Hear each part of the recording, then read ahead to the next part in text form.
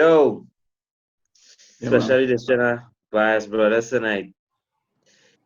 This is the crew, Sky, Ramia, Darren, myself, Jomo. Today we talking Barcelona and all things Barcelona. Barcelona expert here, Darren Jones, so we're gonna be in. Darren, how you feel about your team? How you think about last season? Let's start with that. Last season, just give us a quick synopsis and let's go with that. I mean, to say it was a disappointment is an understatement. We started the league with, obviously, with a team as Barcelona, we expect to win La Liga, win Copa del Rey, and if not win Champions League, at least make it to the final or semi-finals. So to say it was a disappointment is a huge understatement. What hurt the most would have been obviously the Champions League loss against Bayern, and what happened after that. I mean, you don't need to remember the score. But anyhow, what happened after that? Because I mean, as a Barcelona fan, what is happening now has been we have seen that happening a number of years from now. Bartomeu became president of Barcelona what in 2014, and since then, as Messi rightly said in his interview, there has been no project. If you look at the players that Bartomeu has purchased, you can literally say that there is no project. All right. And that has hurt the team where now we see the remnants of it, we see the results of it where Barcelona, I mean, forgetting Koeman's new project now, we have hit the rock bottom. He has totally destroyed the club. And it's tough as a Barcelona fan to see the team where it is, and especially to see Messi having to say the things that he's saying now and have to experience what he's experiencing now. Okay. Um, so let's divide the season into two parts. Pre-COVID, you all win the latter stage of the Champions League. You all had a favorable first leg against Napoli. And you all were in a dominant, I think you all were at least 2 points clear in the the La Liga table. True, but the cracks were always there. The cracks were there. We weren't winning. We weren't winning away games in La Liga. We weren't beating smaller teams that we'd usually beat. We obviously at Camp Nou, we Barcelona Fortress, we'll win there. When we played outside of Camp Nou, we literally struggled, and the game was slow, and everything was literally running through Messi. Now it's good to run things through Messi. Messi is the greatest player ever, but the game gets very predictable if there are no other outlets for attack. And then defensively, well, then we were in shambles as well. So I would say, yes, we were mathematically in a better position pre-COVID, but I mean, the cracks were there, and you can't be surprised as to what happened after COVID. Okay. But the cracks for me personally, I don't know how Scarlett and Ramia feels about it, but for me, the cracks were always there. You all always had problems defensively in a centre back, well, a partner. Yeah. So is it that this season Messi couldn't put on the red cape and deliver? Because to me, the cracks were always there, and you all consistently just bought attacking talent. That is true. We haven't purchased a player, a starting 11 player. Bartomeu has a huge record of purchasing a lot of players who warm the bench or players who were misfits. No player that would have taken the pick, because in my opinion, a player like Busquets should have been on the bench and guiding the younger players a long time ago. Sergio Roberto to be starting as at a club at Barcelona, probably one of the well, in my view, the number one club in the world. We have Roberto starting at right back. That's crazy. We haven't had a challenger for Alba at left back position since Adriano. Well, I mean, Adriano played before. We haven't had a good right back apart from Alba in a number of years. Junior Firpo is nowhere close to a world-class player. In defense, we have Piqué there who isn't being challenged at all. We have Longley who played last season, and then at the end of the season, he got a bit slack as well because there are no players to challenge them. Umtiti is injured all the time. So, I mean, it was a recipe for disaster. You can't play against a top team with Busquets being your central, well, your defensive midfielder and not a double pivot. Then it's a recipe for disaster, as I was saying. Okay, I think so it have a lot. I think it have a lot to do with the well, as he's doing the board decisions was crazy, and then a little basically like what Chelsea was between 2007 and 2012. What Chelsea was just switching managers, and because they only switching managers. No offense, not to cut a pointer, but you comparing Barcelona and Chelsea, no? Yeah, because you're switching manager, and But I get your point. I get one manager I get do have enough time to solidify the plan There's and no project Barcelona. If you look at Barcelona's history, we win and we dominate in patches. There has always been a project, a successful project. A project may not be too successful, but there's always a project. All right. Go back to the times of Rivaldo, Ronaldinho, all those guys. There was a project in place. There was a plan. Now we have just been surviving on Messi. Literally, I've been surviving on Messi. If you look at the last 2, 3 La Ligas we won, it was based on Messi's strength. We were losing a number of away games, and Messi came up trump with probably a free kick or something like that, and we ended up winning the game. That's true. As a team, we haven't been playing good football at all. What Liverpool did to us, what Roma did to us, it's not a surprise. Good teams will beat us. The core is weak. So then we could say that the problems in defense have been stretching back since the Roma to Liverpool to now Bayern, and the problem isn't being addressed because I was going to ask, is Sergio Roberto a midfielder or is Sergio Roberto a right back? There's no competition for Alba and the centre backs, as I said. What I think, and I would say it now, I think Barcelona get comfortable with just getting by in La Liga and try to extend that to the Champions League, and they getting caught out in Champions League. So playing Sergio Roberto as a right back in La Liga, you'll get away with it because of the attacking talent, but in the Champions League, men exposing him, men planning for and exposing him. You can't. I mean, it was absolute ridiculousness to see Roberto starting against Mane. Dan, I mean, come on. Anybody could see that is a mismatch. Mane will roast him alive, and that is what happened. But then why sell Semedo to Wolves? The view on Semedo is that, and my personal opinion as well, and this is what I have issued Barcelona with right now. Semedo is average player. Semedo will never be the best right back in the world, in my opinion. He just doesn't have it in him. All right. He's inconsistent as well. So, I mean, why keep a player? I mean, we can keep him, but why keep a player that will never become the best? Is Barcelona? You're not talking about Sevilla or Villarreal or someone. I mean, you are talking about Barcelona. We want and deserve the best. We want Dani Alves type of player, dominant right back. So Semedo wasn't able to provide it. The club needed money, and they sold him. Okay. Ramia, laugh at Nelson Semedo. Yeah, I mean, I think what he said typifies what is happening to Barca, or what has happened to Barca and a lot of the big clubs. There's this arrogance when it comes to resting on laurels. So it's like we were once this great team, or we are once this great team. I can show you the parallels even with Manchester United. We are this great team. The name is there, so we don't need to really replace the players correctly. Yeah, you're making a good point. Yeah. So Puyol left. They did not replace Puyol. Puyol was a major figure. Dani Alves left. They did not replace Dani Alves. After Abidal, it came down to this fella here. I may disagree with you, but we'll let finish. After Abidal was Adriano and then Alba. Adriano then Alba, right. Adriano then Alba. Right back. All right, so in the midfield, Iniesta and Xavi were not adequately replaced. So we'll have that gap there. As you guys said, Sergio's legs were going. Up front, David Villa. I think Neymar was a good enough replacement, an excellent replacement. Good enough replacement. I mean, it was an excellent, maybe even an upgrade of sorts. So to David Villa. So the front line was always okay.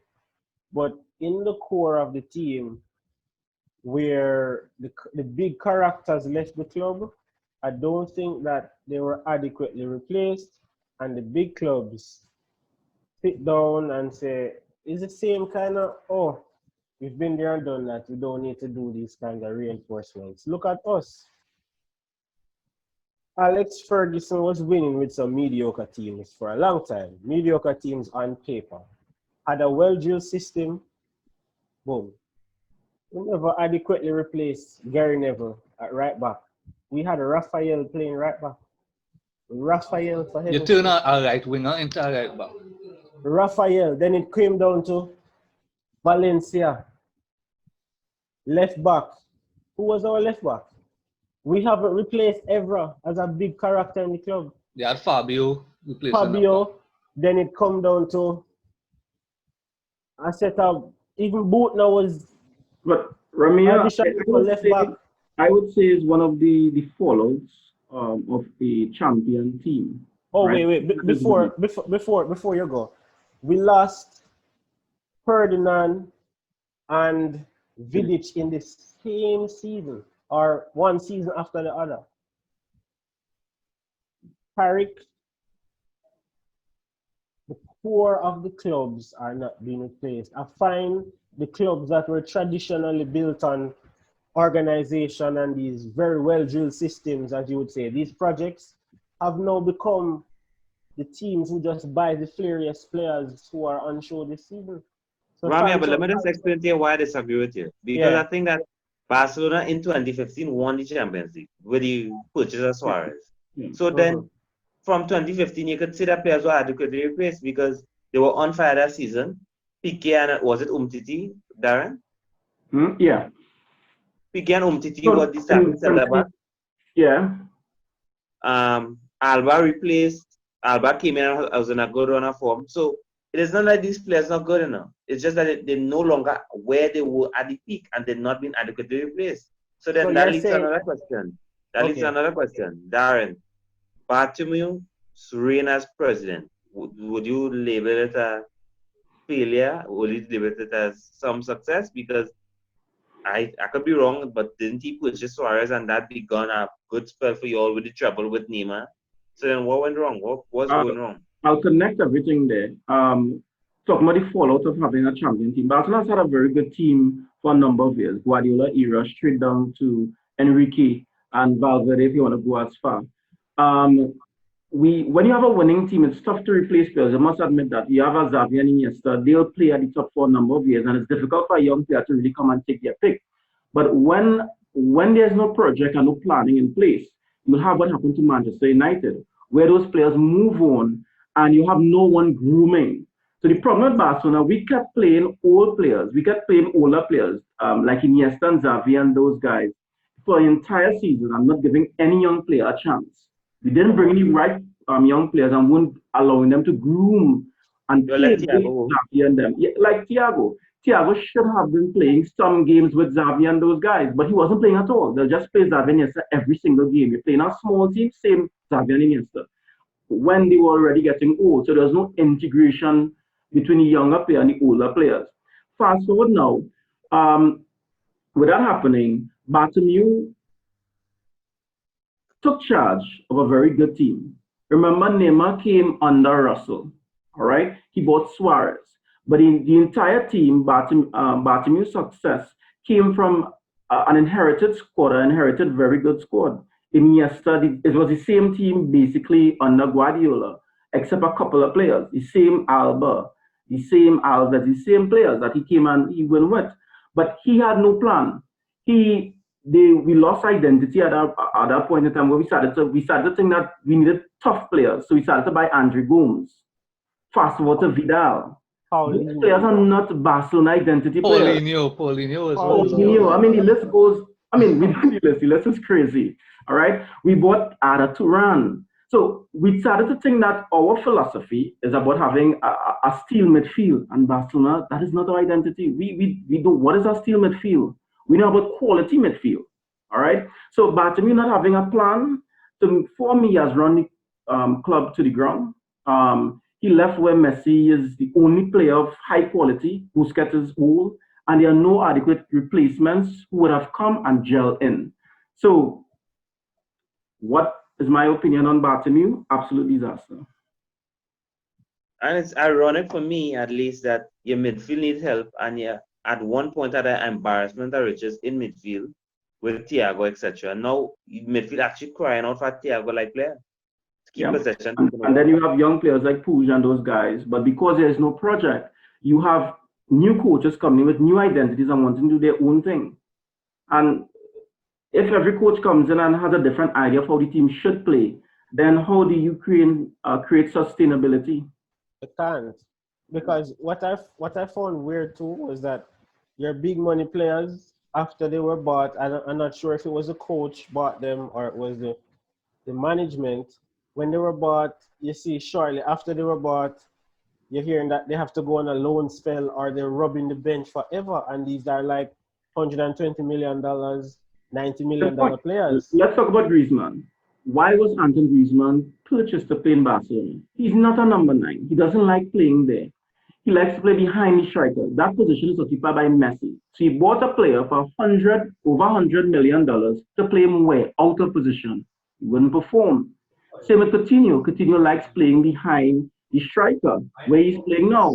But you purchase him and you play him on the left wing. As a left wing, when he underperforms, you blame the player.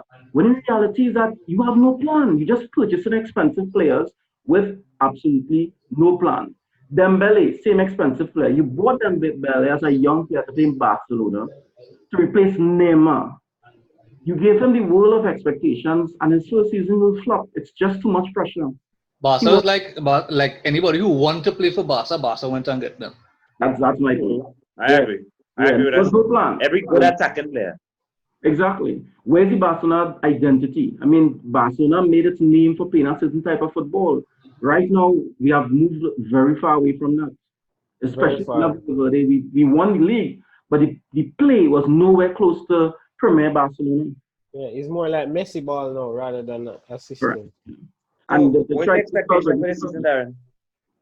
My expectation for this season, my expectations aren't too much, but as you mentioned in the previous podcast, I think Messi's determination to make a point is important.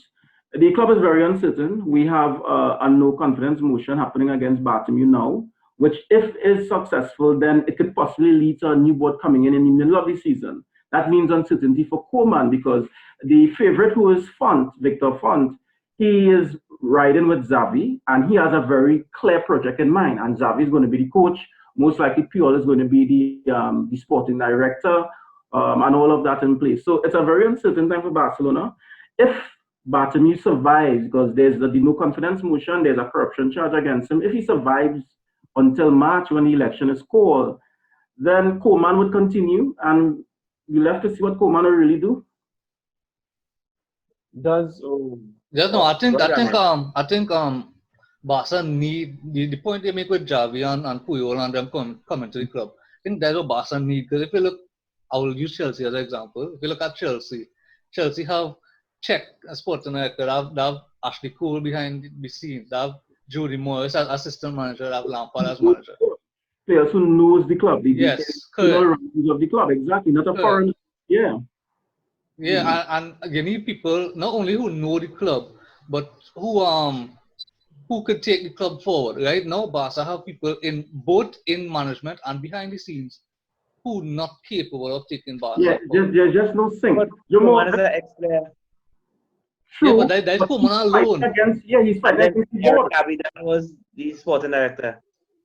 But you need the point is, you need more of that. You need more. Yeah, they are fighting against the board. It's like you're bringing in people to fill a gap, but there's no syncing. There's no one mentality. There's no. For example, let's use Liverpool. Klopp has a way of playing and purchases players to only play that way. He's sick. He handpicks his players because he knows that they're going to add to his team. They're going to make Liverpool play better. His Klopp style of football, Klopp ball. He doesn't just buy a player because, well, he on the market and it might be a good buy. He purchases his players because he knows exactly what they want to play and exactly what's going to improve his team. And that's what you need. What are you thinking, Ramia? We're thinking you want to say something. Yeah, I'm saying on a level, it's like I think we are just saying that the Liverpool board just supported Klopp, but on a level he really demonstrated what he was bringing to the fore, because he never really get no funds in the first part until there was like a clear project, because it was unheard of to spend so much money on a defender. for a True. club that historically never shell out money from people like that. Because before that, all they would just go raid Southampton for some players. Yeah. So it's like the club, the manager himself, have to demonstrate to the club that hey, this can happen.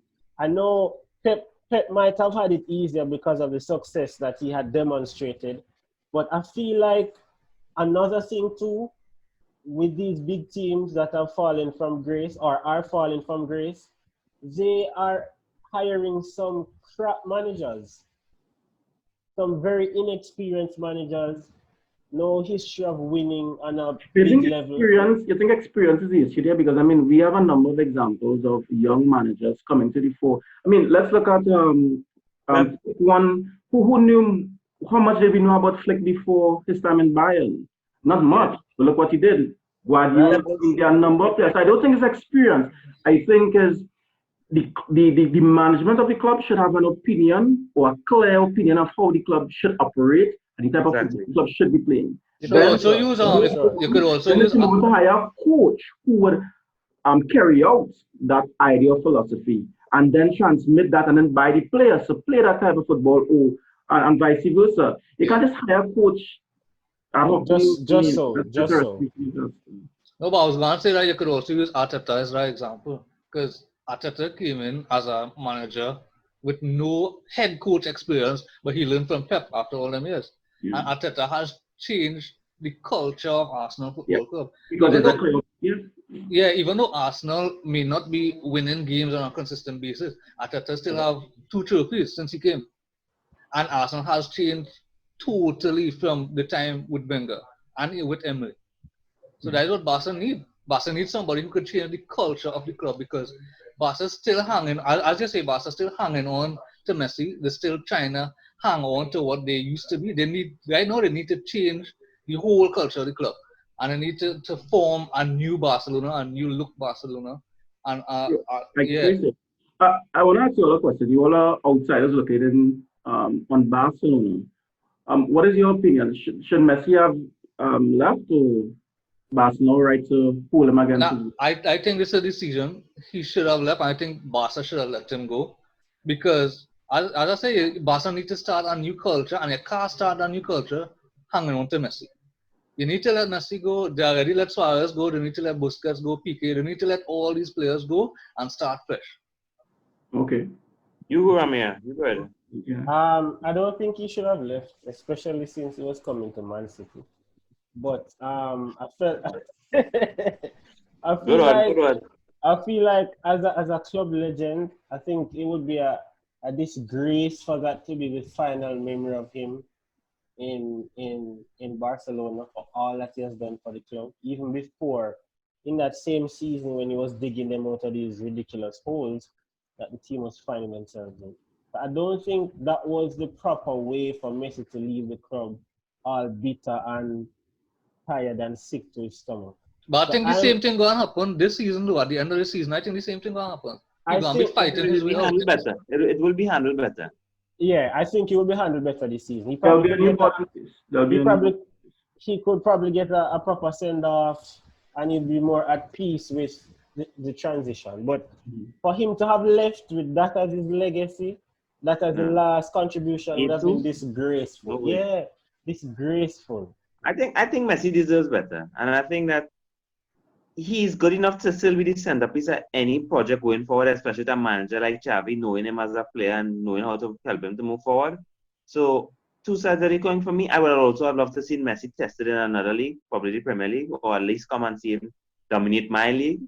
But also as a purist, I think that I would also have preferred him stay and given the support he needs, because let Messi lose with a good team, and I could live with that, and then he could move on with that. But seeing him lose with the same Barcelona team that is just people, nobody cracks and expecting him to put on a red keep and deliver them, was leaving a bitter taste in my mouth. And I would have liked that he get a chance to be a part of a new project with a good coach like Xavi. Well, a good player. I don't know how he'll be as a coach, but the prospect of him and Xavi working together is kind of excited to see. So for me, if with a good coaching and a good system, I'd be happy to see Messi stay. But if it's more the same and more the craziness to come on, I prefer him leave, because he's a great in the game, and I don't want to see him. You want to see greats go out in the best possible way. You don't want to see him being Yes. treated like that. Yeah. Like I mean, Darren, the expert. it could get a bit emotional as a Barcelona fan talking about Messi because I mean we have enjoyed Messi since 2004 when he made his debut, probably around 17 years old. I mean after 600 and how many goals, 34 trophies, and all his accomplishments, to see him being treated in the way that he's treated is absolutely disappointing. And is the propaganda behind it? Because there has been a lot of misconception behind the scenes that Messi tried to use something over the club to try to get away free or some other kind of nonsense. In reality, Messi rightfully has been signing a contract that allows him to leave every year. What does that tell you? It tells you that Messi, for some reason, saw himself coming at the end of his cycle or wanted a new project. He let the club know that, okay, at the end of every year, I must make a decision if I should leave or not. For Bartomeu to use the technicality of coronavirus to hit Messi in the butt and tell him, well, he didn't tell me at that point in the season when he was supposed to tell me. Well, if Messi had announced that he wanted to leave at that point where we are focusing on trying to win the league and La Liga, then it would have been ridiculous. So the propaganda is pushed that Messi try a underhanded thing to get out of the club and embarrassed him in a particular way and presented him in a certain light. You can't treat a club legend like that. You simply can't. Okay. Simply can't. And Messi deserves. I would love to see. Obviously, I think Messi should stay in Barcelona. I'd love to see Messi continue at Barcelona because of what he represents for the club. I want to see the best player in the world play for my team. However, Messi deserves to make his own decision. If he thinks that his time has come to an end, he thinks he wants a new challenge, and that is in Manchester City. I'll be watching Manchester City football all the time. Obviously, not. Hopefully, they won't beat Barcelona or face Barcelona because I'll be supporting Barcelona then. But let him go, and I'll support him. I'll support his decision. He deserves it. Okay. Darren, do you consider Suarez a club legend? Most certainly. How can we not? The man is the third top scorer for Barcelona. He has won the trophies. He won our second treble, 2014, 2015. How can he not be a legend? Because the partnership he formed with Neymar. Why did the club treat him and Arturo Vidal like that? And if you read Messi's statements in both cases, he said he wasn't surprised. The Wasn't club surprised cheated. because The at club that treated point, Neto like that. They treated Dani Alves. yeah. So the only and people that they really treated with some respect were the Barcelona-born players, the Puyols, the Xavis, the Iniesta. Everybody else, they kind of just pushed on the you see, door. So you had to be Bartomeu's friend to be able to get that type of send off. Rakitic left the club smiling. Suarez left the club crying. Who is the club legend? All right. So I mean, we all know the friendship that happened between Suarez. We all know their friendship, and Vidal came in as a South American and got that same type of treatment, and they formed a very good relationship.